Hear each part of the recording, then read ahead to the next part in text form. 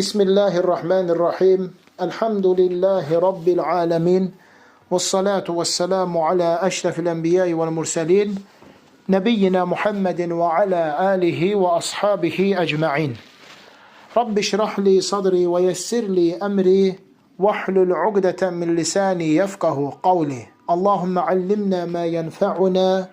وانفعنا بما علمتنا وزدنا علما وأصلح لنا شأننا كله ولا تكلنا إلى أنفسنا طرفة عين. Əziz, qiymətli qardaşlar, hörmətli cəmaat, aləmlərin Rəbbi olan Allaha sonsuz həmd sənalar olsun.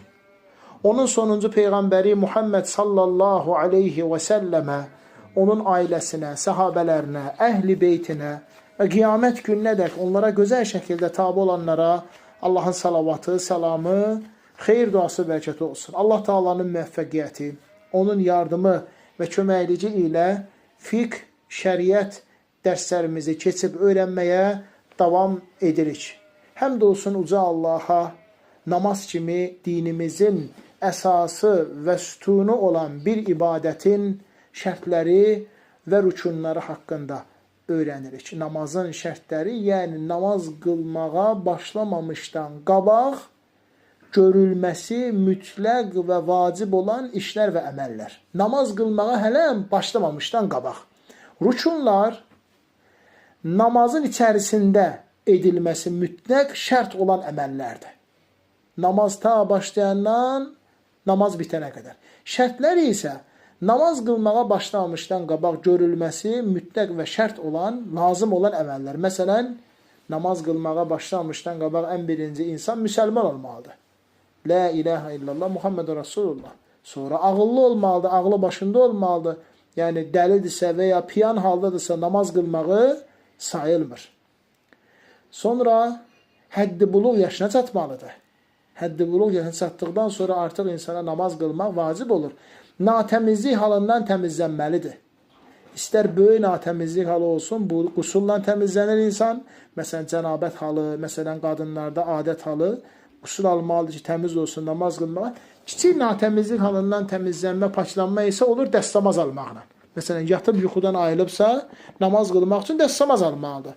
Ayaq yoluna gedib gəlibsə, namaz qılmaq üçün dəstəmaz almalıdır. Sonra övrət yeri örtmək, namaz getdin, dəstəmaz aldın, gəldin, paltarın artıq namaza uyğun olmalıdır. Sonra namazın vaxtının daxil olması, sonra üzü qibləyə tərəf dayanmaq, sonra isə namaz üçün niyyət eləmək.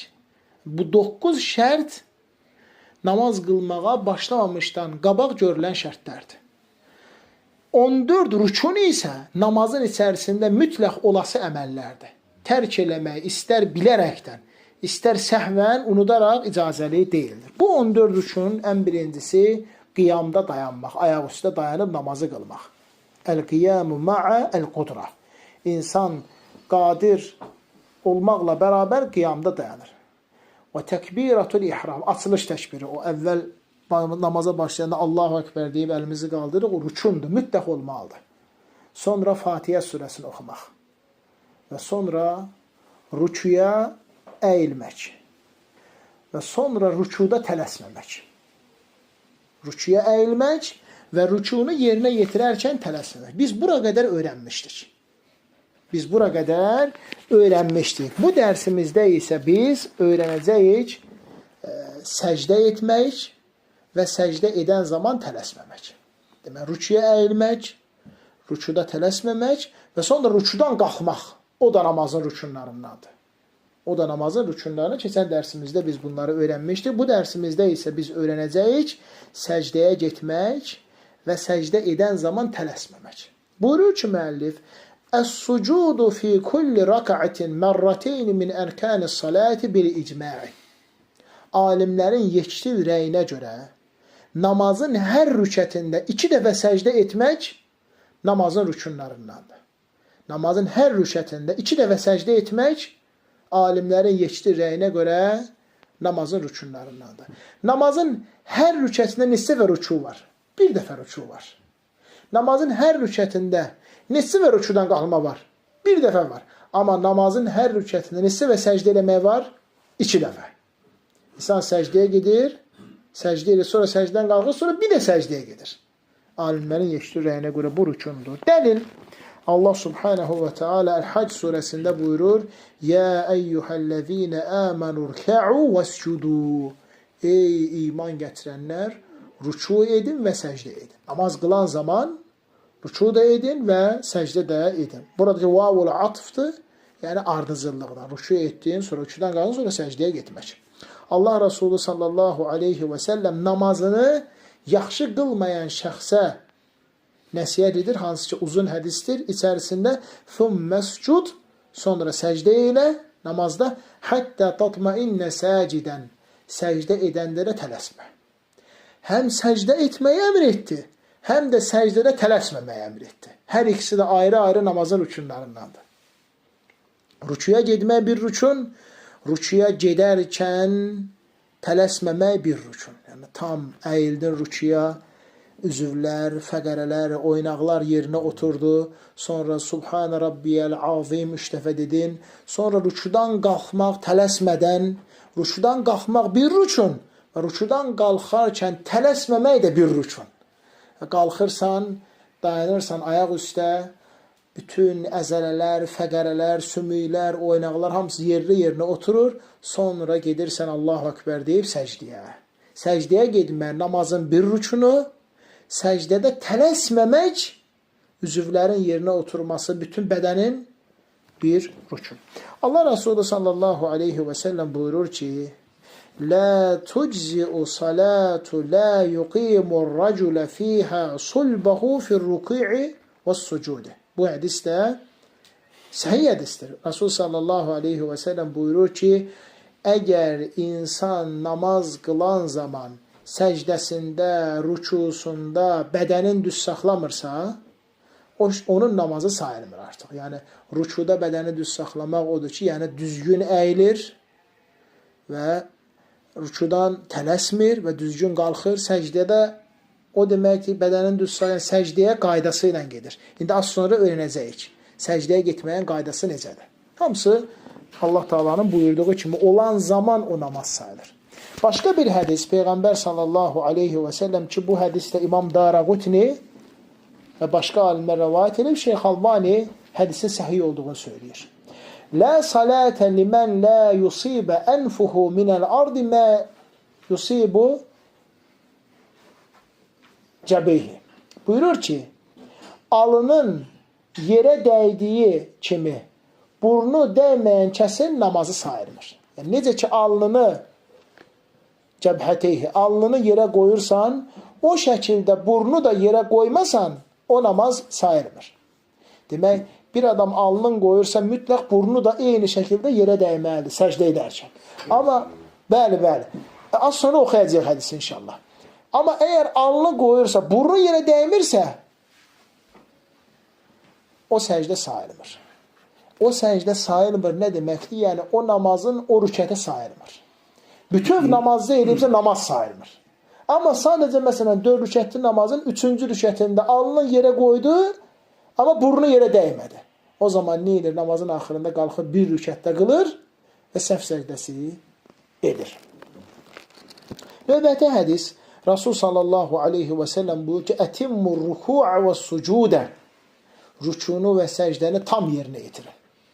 Fəvəlləzi nəfsi biyədihi, canım əlində olan Allaha and olsun ki, inni ləərakum min ba'd zahri izə mə rəkə'tum və izə mə səcəttum. Nəfsim əlində olan Allaha and olsun ki, siz rüku etdiyiniz zaman və səcdə etdiyiniz zaman mən sizi arxamdan görürəm. Allahu Ekber. Allah subhanahu və teala ona göstərirdi. Yəni, siz rüku elə düzgün eləyin. Canım əlimdə olan Allaha and olsun ki, mən sizin necə rüku, necə səcdə etməyinizi mən arxamda olmanıza baxmayaraq görürəm ki, bu hədis də İmam Buxari və İmam Müslimin Əbu Hüreyrədə rəvayət etdiyi hədisdir. Demək, qardaşlarım, bütün bu oxuduğumuz ayə və hədislər onu göstərir ki, namazda səcdə şərtdir, olmalıdır.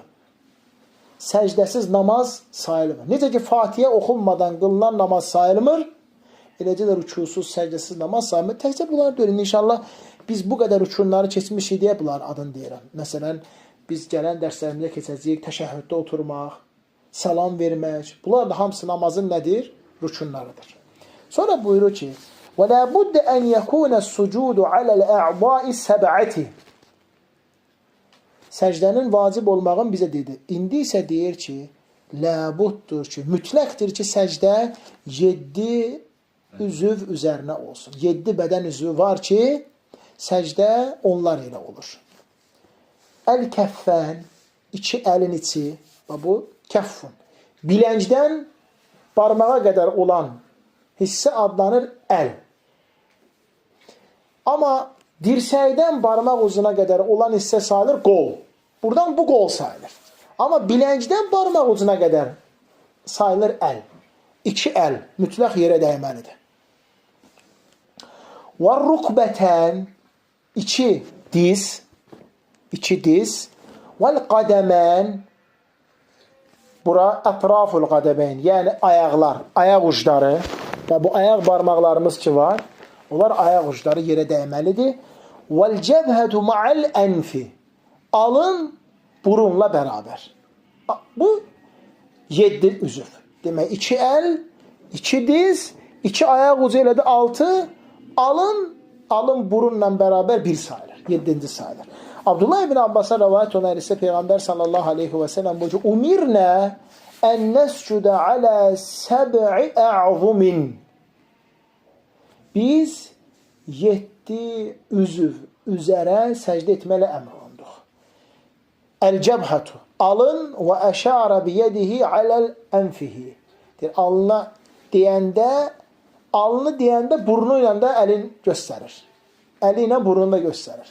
Vəl yədeyn, 2 əl, və rukbəteyn, 2 diz, və ətraful qədəməyn, və 2 ayağın ucları. Və lə nəkuffu thiyəbə və şə'rə. Eləcə də biz namaz qılan zaman paltarlarımızı qatlaya bilmərik. Nə aşağıdan paltarları qatlamaq, nə də ki, köynəyin qolu qatdalığı namaz qılmaq olmaz. Bir də əgər saç toppuz hal yığılıbsa, mütləq namazda açılmalıdır. Bəli. Yəni bu əlbəttə kişilərə aiddir, yəni qadınlara aid deyil. Çünki qadınların geyimləri nə qədər yerlə sürünsə o qədər yaxşıdır. Onlarda onsa qol ümumiyyətlə açıq olmur, aydındır. Bu hamısı kişilərə aiddir. Yəni əgər sənin köynəyin qolu qatdalıqdırsa, namazda mütləq nədir? Açılmalıdır. Yaxud da şalvar yığılıdırsa, fərqi yoxdur, istər topuqdan aşağı olsun, istər topuqdan yuxarı olsun. Fərz elə ki, bizim şalvarımız topuqdan yuxarı deyilmi? Amma namaz vaxtı belədir.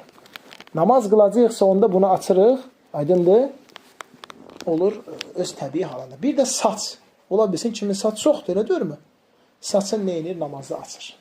Bu hədis də, qardaşlarım, Buxari və Müslimin rəvayət etdiyi hədis. Öyrəndik, səcdə etməyin, namazın rükünü olması və səcdə üzvləri. Və səcdə üzvləri. 2 əl, 2 diz, 2 ayaq ucu, alın burunla bərabər mütləq şəkildə yerə dəyməlidir. İnşallah qarşıdakı dərslərimizdə biz öyrənəcəyik nələrə səcdə etmək olar, nələrin üzərinə səcdə. Qısaca deyim ki, yer üzərində hər yer Allah Resulü sallallahu aleyhi və səlləmin ümməti üçün namazgah olaraq təyin olunub. Belə ki, biz namazın vaxtı girsə, harda olsaq namazımızı qıla bilərik. Yalnız 2 yerdə namaz qılmaq olmaz. Bir dəvənin yatağında, dəvənin tövləsində, bir də ayaq yolunda. Orada namaz qılmaq olmaz. Qalan hər yerdə namaz qılmaq olar. Məscidlər, evlərimiz, iş yerlərimiz, səfərdə, hətta qoyunla, inəklə məşğul olan yerdə Rasul sallallahu aleyhi və səlləm dəvənin olduğu yerdə yatağında namaz qılmır. Amma qoyunun, inəyin, keçinin, camışın olduğu yerdə qılmaq olar. Orada nə deyir? Qılmaq olar. Yəni namaz bu onu göstərir ki, namaz nə qədər əhəmiyyətlidir. Namazı qaçırmaq olmaz. Harada olursa olsun bu ümmətə namaz, əvvəlki ümmətlər necədir? Ancaq meçiddə. Meçiddən başqa zədə qılmaq olmurdu. Bizim ümmətə isə Allah Teala asanlaşdırdı. Nəinki məsciddə hər yerdə qıla bilərsən. Hər yerdə namazını qıla bilərsən. Nələrin üzərinə səcdə olur? Qardaşlarım, yerdən olan hər şeyin üzərinə səcdə. Yəni, xalça, torpaq, təfsilata gedəcəyik inşallah. Xalça, torpaq, aydındır, nə bilimi, taxta, həsir, qum, hər yerdə qıla bilərsən. Aydındır. Əlbəttə, bunlar hamısı nədir? Allah Taala'nın bu ümmətin asanlaşdırılmasıdır, asanlığıdır. Həmçinin öyrənəcəyik ki, məsələn, səcdə eləyəndə paltarı, məsələn, paltarımızı fərz eləyək ki, əynimizdən çıxartmamışıq. Qoyub ora səcdə eləmək olmaz. Qoyub ora səcdə eləmək olmaz. Ya ki, necə olar? Fərz eləyək ki, çox istidir, dəsmalımızı çıxardıb qoyuruq ki, yerə dəyəndə alnımız yanmasın. Təfsilat şəkildə öyrənəcəyik. Həmçinin öyrənəcəyik ki, səcdə edən zaman əllər mi birinci qoyulur, yoxsa ayaqlar mı? Yəni dizlər mi birinci qoyulur? Birinci əl mi, yoxsa hər ikisi də doğrudur. Hər ikisi də doğrudur. Lakin ən üstünü inşallah əlbəttə qarşıdakı dərslərimizdə öyrənəcəyik. Allah Teala bizləri eşidib başa düşüb, faydalanan və ən gözəlinə tabi olan qullarından etsin. Və sallallahu alə nəbiyyina Muhammed və alə alihi və sahbihi və səlləmə təslimən kəthira ilə yevmiddin.